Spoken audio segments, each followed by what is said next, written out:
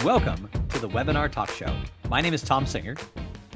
And I'm Liz Green. And one of the things Tom and I have really noticed over the last couple of weeks, well, it's actually something we've known for a long time, is that talking heads on your computer are not exactly engaging. And even worse, slides with droning voices behind them, not necessarily the way to really engage your audience and deliver information in a way that will be memorable. There's a lot of people who are already just a few weeks into our work from home lifestyle who are already starting to say they're having a little bit of webinar and video fatigue. They're spending all their days either watching slides with a talking head or they're just in Zoom call after Zoom call where somebody is talking to them. And Liz and I thought that webinars could do better. Indeed. And we're using the experience that we've gained over the last 6 years as hybrid event MCs, doing live streams of live conferences, engaging the virtual audience. And one of the things that we've discovered is this sort of co-host chat that's energetic and fun combined with interviews of really interesting people is a much better way to deliver content and engage a virtual audience. And we have invited somebody really interesting today. And Tom, I know that you run a weekly call called My Sales Call with people who are not necessarily salespeople, but they are selling themselves or their businesses. And I would imagine those calls have shifted in focus a little over the last several weeks. Yeah, back in December, I started My Sales Call because I realized as a solopreneur, for me, I missed having a sales manager. Now, back when I worked in sales, I hated those Monday sales meetings where you had to talk about what you did last week, talk about what you're going to do now. And then they'd always bring in some sort of an expert to sort of inspire you. And when I was in those calls, I never appreciated them. But since I've been working for myself for 11 plus years, I realized how important it was. So I started this call as a way for solopreneurs to be able to talk sales. And the first several months as the group grew, that's what we did. And then starting about 5 weeks ago, we had to shift because a lot of people who are coaches and consultants and speakers and other types of solopreneurs, we've just been devastated by the changes that have hit our economy. Right. And the first guest who I brought in was my friend, Todd Caponi. Now I met Todd. Yay. I met Todd. There he is. Welcome to the Webinar Talk Show, Todd. Hello. So I met Todd a few months before that because my friend Jake Push, his company had Todd come in and speak to the sales team. And he called me that night and said, do you know who Todd Caponi is? He's a speaker. He's written a book. And I said, I do not know every speaker or every book.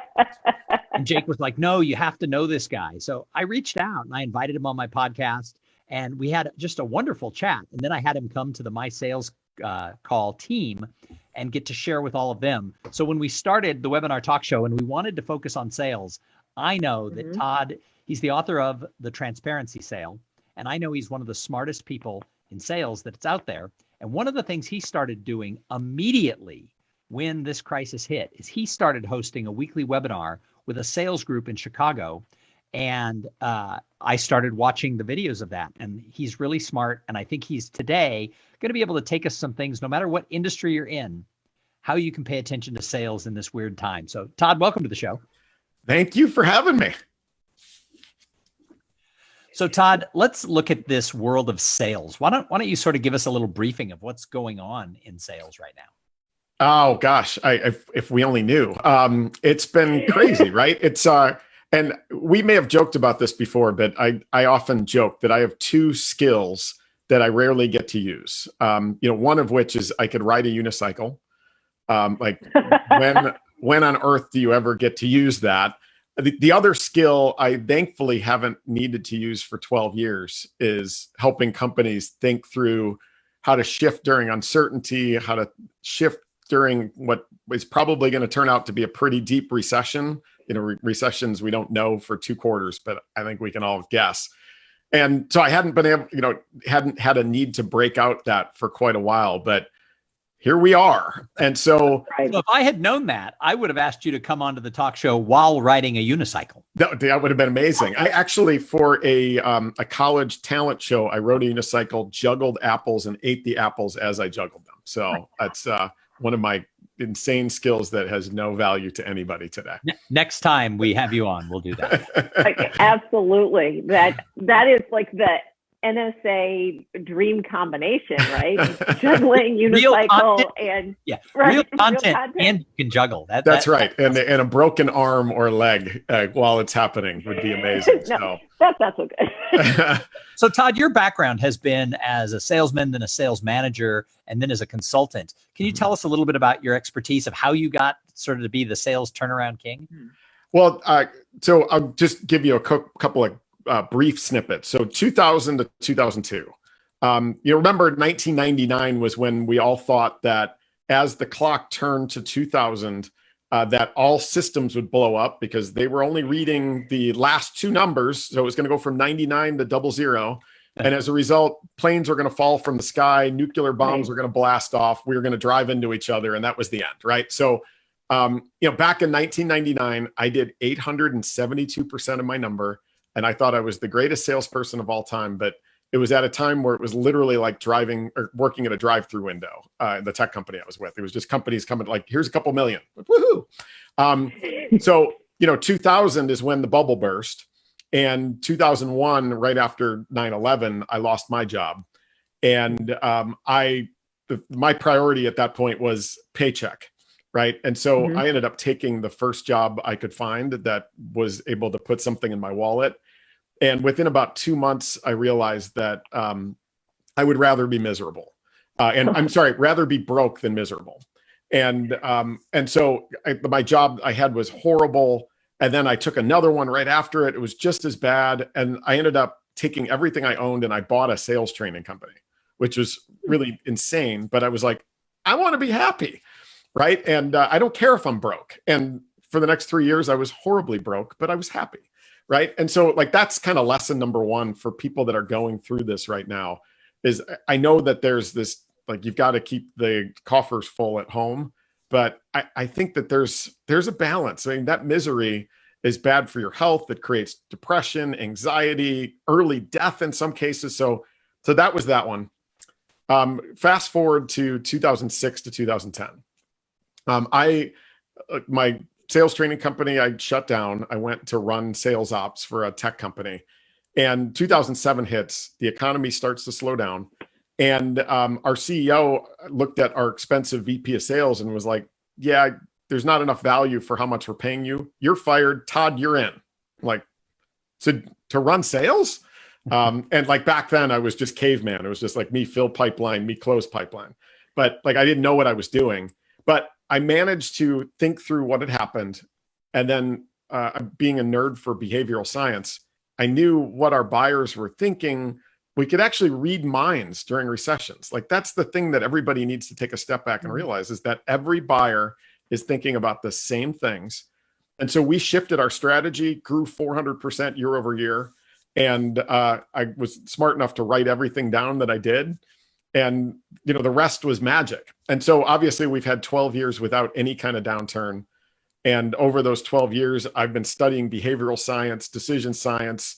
Not a day goes by where I don't read some kind of research because I'm that kind of nerd. And now here we are in 2000, and we know what buyers are thinking. We know what buyers are doing, what they're prioritizing. We know the behavioral science around how they buy, how they engage, how they decide, what they prioritize. And so it's all come together as kind of like, there's an opportunity to really help people right now. So I find that fascinating that you said that in a recession, we can read minds because we know what the buyers are thinking. I wrote that down because I think that was a fascinating statement because it is true. Everybody is thinking the same thing. So what I wrote the same thing down. Yeah. And I don't think that is something that most people think is true. And I am with you on the nerdy reading of research. I am a nerdy reader of stress research. And I also liked what you said about that, rather be broke than miserable. You are completely correct that, a bad, stressful job not only makes you feel bad, it definitely impacts your health. So 2 questions. Number one, what is your advice for people who are panicked at this point, thinking that they're going to have to take whatever job they can get? How do you look at that process a little more strategically rather than in that complete panic? And number two, tell us a little bit more about this reading the mind. Yeah. So let's start with the second part, the reading minds. It's, if you really just take a step back and think about if you in your own life have a personal downturn, personal uncertainty, personal recession, what are the first three things you do? Number one is you eliminate your discretionary spending. So that personal trainer, probably not, although the gyms are closed now anyway. My wife and I were driving by a furniture store where we had bought some furniture before, and she looked at it and she was like, oh, you know what? Maybe we should get another couch. Like, our couch is getting kind of old. We've got cats. They like to use it as a scratching post. And then we both looked at each other like, that can wait. Right. New cars, like all that kind of stuff stopped. So that was number one. Number two is we looked at our essentials. So what are the things we must have? And we do two things. Number one, do we have enough? Like, if worst case happens, do we have enough? And it's part of our brain survival mode that, while we laugh at people that are going to the store and buying every roll of toilet paper there is, there's something to the subconscious around survival that says, hey, if we get all locked into our homes, like, I don't want to be using paper, right? Or whatever it is. But like we want to make sure we extend our runway on the essentials and make sure that we've got all the provisions that we need to be able to withstand worst case scenario. And then the third thing we do is we look at worst case scenario as we've defined it and say, all right, how do we reduce our risk against the possibility that worst case will happen to us? And that's when we start, I got the mail with like salad tongs today, right? It's, that's the kind of stuff we're doing to make sure, like, I don't know if that's what I should be doing. I remember that movie, Jake Gyllenhaal movie, Bubble Boy, like, I'm going to the store in a giant bubble, but we're doing those things, eliminate discretionary, extend runway on essentials, and reduce risk against the possibility that worst case will happen to us. And so in an upswing, buyers can be spending money on everything, right? There's like, oh, that helps engagement. That helps, like, we need more avocados in the office kitchen, like all that kind of stuff. But in a downturn, it's no discretionary. So if your messaging is aligned to, wouldn't it be great? Or, hey, isn't this nice to have? Get rid of that. Right. And then focus on how do we extend our runway, reduce costs, reduce risk. Messaging that was developed during an upswing typically won't work in a downswing. Like, I encourage any business, whether you're doing well or you're not doing well right now, to just start over with your messaging. Go, who are we in 2020? And begin there. And so, like, I did it myself. I stopped, I spent a week being sad, right? Like, I had 6 weeks of speaking engagements lined up. If you asked me the beginning of March, if I could come out in April, I'd be like, are you kidding me? It was May. And then within a week, it was all gone. So I, shower, fetal position, crying in the cold shower for a couple of days. But then I redid my website. I took all my programs and redid it with a spin around thinking through this type of situation. And that's me and what I do. But gosh, every one of your listeners, think about your messaging today and have you redone it in the last month? Because you should. So that's really interesting, because I think that was in that first weekly webinar that you did with that Chicago sales organization. Because I immediately, week one, went and changed some things on my website. I added in the fact that I actually have experience hosting virtual events, because what I noticed was everybody I knew was suddenly going to be a virtual expert. But Eliz and I started a thing called the Conference Talk Show 6 weeks ago, where we were hosting. 6 years ago. Oh, I'm sorry. 6 years ago. Yeah. The whole world it's all blurred together now. So 6 years ago, we started the Conference Talk Show, hosting these virtual broadcasts for live events. And so I wanted to move some of that messaging up to the top on my website, on my LinkedIn, and then also on what's called e-speakers. I went through and changed some of the things that I do. But I got that message from you 5 days in to this stay-at-home, orders. So you were kind of ahead of the game, saying, go change your website, change that messaging. 6 weeks later, I'm hearing that now, but I think most people probably haven't touched their websites or their LinkedIn. What do you think? Yeah, and then on LinkedIn, just like the LinkedIn connection requests to me still seem really tone deaf. And there's right? Yeah, I mean, I'm not sure. Like, obviously, we're not getting to the people that need to hear it. But on that first webinar, one of my lines was like, "Last one ready is a rotten egg." I mean, you got to get ahead of this, and that the individuals who haven't are really struggling. So, but this conversation we're having, the virtual sessions, all of those types of things. When I bought a car a year ago this month, the car dealer, before I went in, just to prep, I went to the website and I was going to try all my crazy brain science nonsense just so I'd have good stuff to write about. But they had all 12 sales reps that sold cars on their website with pictures and names. And so I was like, all right, I'm going to look up these 12 on LinkedIn and go in and like whoever I get, I'm going to know their background. Like I'm going to do my research. Guess how many of the 12 car salespeople even had a profile on LinkedIn? 0. Really? Wow. Not one. So, a lot of times the things that we're talking about and preaching are falling on deaf ears. Like we're preaching to the choir to a certain extent, that there's a whole collection of people that are just, not there and still like, the old school predictable revenue model that if it takes for me to get one sale, I need to have 5 qualified opportunities. To get 5 qualified opportunities, I need to have 20 good conversations. To have 20 good conversations, I have to make 200 calls. So I'm making 200 calls.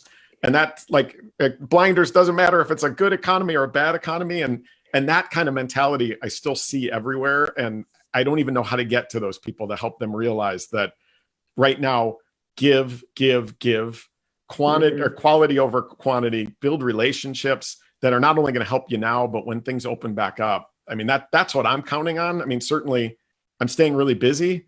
My wallet doesn't quite show how busy I am right now, but I know I'm making investments in what is surely going to be a better circumstance, hopefully very soon. So Todd, you mentioned how important relationships are for sales. Yeah. And this is what I've been teaching for the whole time I've been a speaker, right? I've talked about how do we connect with people in a gadget crazy world? Because over the past 11 to 12 years since I started doing this for a living, we have seen the introduction of the smartphone, and everybody thought that likes, links, shares, and follows were all they were going to need to be able to sell like crazy. And now we look backwards, and it turns out that likes, links, shares, and follows, while not bad, they don't replace that sort of personal touch. So I've always taught, one of the things I've always taught is why the handwritten note stands out over a text or an email. And just a little side story, my daughter got into a pretty nice college where she'll be attending next year, hopefully if kids are allowed to go to college next year. Right. But yesterday she got in the mail a fully filled out handwritten note on a piece of stationery from the university that had like a really nice picture of kids sitting out. They weren't 6 feet apart either. They were all sitting together in the quad, but it was handwritten and very detailed from the admissions counselor who she had worked with from a year ago when he had first visited her high school through her acceptance. And it wasn't just like, oh, you're going to have a great time at Dartmouth, et cetera, et cetera. It was very detailed about her essay. She had given a TEDx talk and he had watched it and quoted it in the handwritten note. And I thought, wow, even in today's weird world, she was ecstatic to get the note. And I thought that personal touch totally makes a difference. So what are you seeing in this level of crisis? How are people achieving and failing at being personal in relationships? Well, yeah, I mean, I often think back, my last role was chief revenue officer of the fastest growing tech company in Chicago called Power Reviews. And I often talk about my inbox. So I used to get 100 to 150 emails a day. And I was in 30 to 35 meetings per week. And I often looked at email kind of like playing the instant, the scratch off lottery, that you got to check it because there might be a winner in there, but odds are it's a loser. So, I'm in meetings, I'm on my phone scrolling through and seeing, is there anything that jumps out at me as important? And so the way I always looked at importance as a CRO was, does it have to do with my team, my customers, or my prospects? Like those are the top 3. And then there's another set below it that are things like my boss, my investors, my peers, my board, could be vendors I know, partners I know, those types of things. But at the bottom was unknown potential vendors, right? Number 14 on my priority list.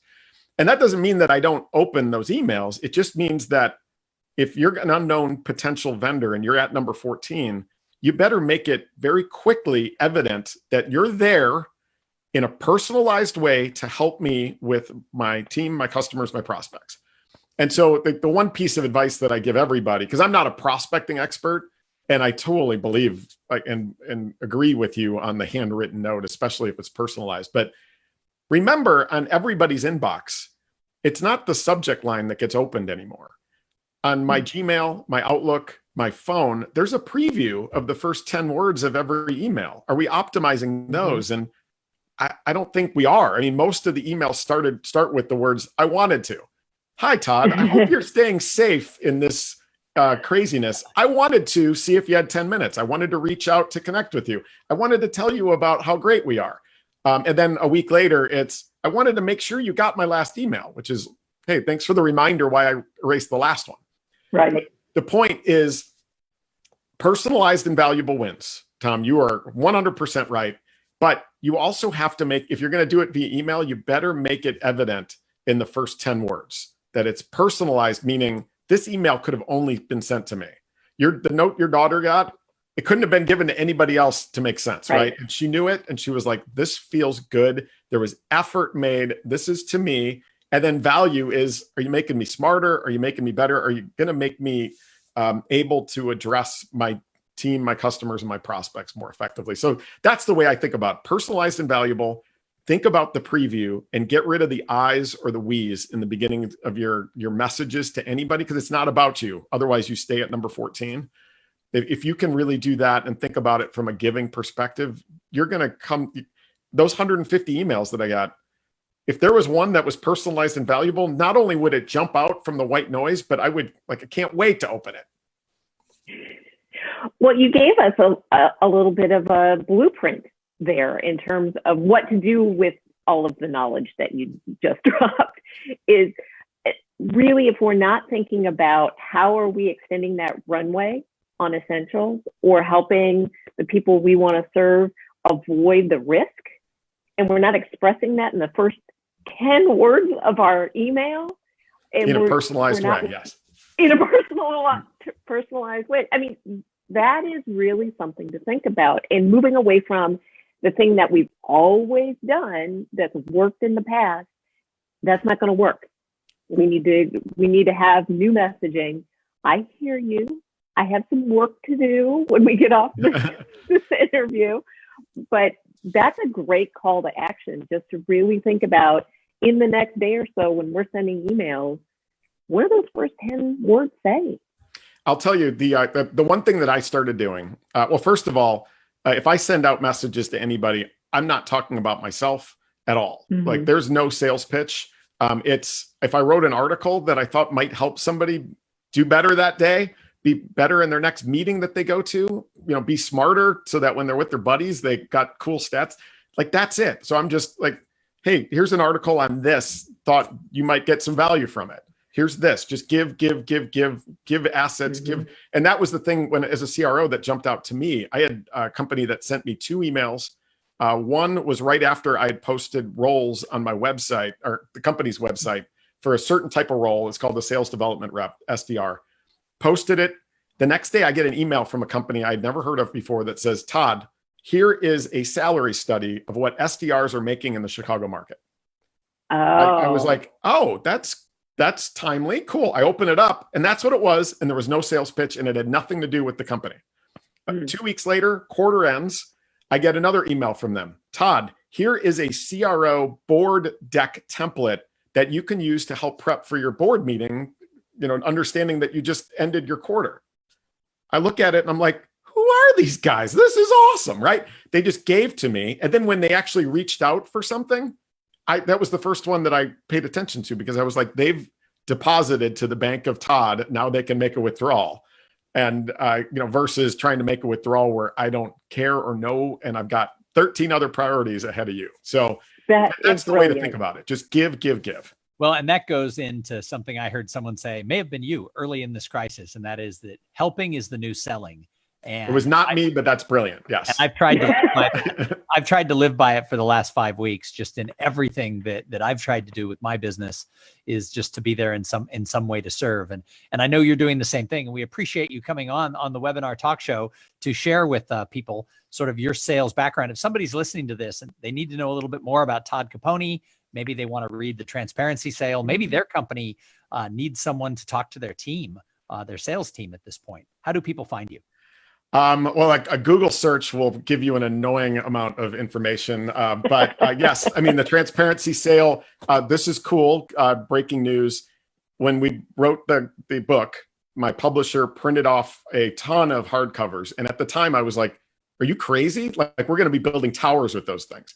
Well, we're only 16 months in and they're almost all gone. So we had to congratulations. Thank you. So we had to frantically go to the paperback, which I just got the box 3 days ago. They're heading to online retailers now. So you can find them on any online retailer. If you need the sultry sounds of Todd Caponi to lull you off to sleep at night, I recorded the audiobook version myself, and it's on Kindle. And but transparencysale.com is a great spot. And then you can follow me on LinkedIn as well. And if you do, I'd love to hear where you heard from me, because it's always great to get lots of referrals from shows like this. And I appreciate you having me on. And personalize that LinkedIn invitation when you do it. Right. Yeah. Out on LinkedIn, don't just say, I want you to be part of my network. Say, that's right. Or like, hey, I noticed that we had like connections. Yeah. Oh, right. You're brilliant. How did you notice that? Like, it's so silly. Like, come on, try. Try a little harder. Exactly. Maybe that's the message. Try a little harder right now in making those relationships. Quality over quantity. Yes. Absolutely. And if Tom and I can help anybody watching in making your webinar a little less boring, a little more exciting, a little more engaging with this sort of talk show style, you can find us at webinartalkshow.com. And we encourage you to like the Webinar Talk Show page on Facebook so that you can get all of these episodes as they come up.